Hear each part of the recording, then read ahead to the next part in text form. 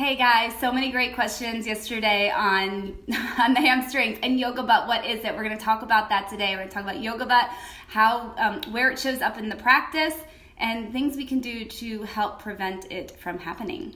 So what is yoga butt? Yoga butt is they're micro tears, it's a chronic inflammation, it's an overuse of the hamstring tendon that attaches to the ischial tuberosity, so the sitting bones. Look how deep my fingers are in my butt. That's where you feel it. What causes yoga butt, Angela? You're using your hamstring, a tendon, like a muscle, and it's not a muscle, it's a tendon. And we got to use the hamstring muscles as such. Tendon holds muscle to bone, muscle moves.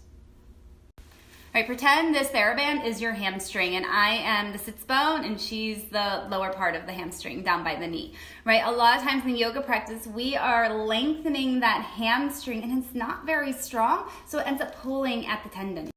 Lots of reasons yoga butt happens. Two in particular. One, we live in flexion, in hip flexion in particular. Our flexors know how to flex. We've got a weak back chain and our extensors don't know how to extend. Hamstrings are extensors. Two, we overvalue hamstring flexibility and go for it all the time. When we live in hip flexion, right, what often happens is we get pulled into anterior tilt or forward tilt of the pelvis. The core gets caught weak, the quads pull us forward. As such, our hamstring attachments are already kind of out there and not supported when we step on the yoga mat.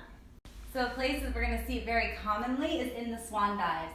Right? I'm going into extending, but I'm in a free fall, as Steph likes to say, coming into the forward bend. Also, when I'm coming up, if I'm not using my hamstrings, I'm coming up in that anterior tilt. So what's one way we can protect our hamstring, Steph? First, we have to grow an awareness of where our sitting bones are in space and then how to anchor our sitting bones. One way to learn to do this is to put your sitting bones at the wall, put a blanket right here, and as you bow forward, keep your sitting bones connected to... Angela, why do you have the belt around your thigh?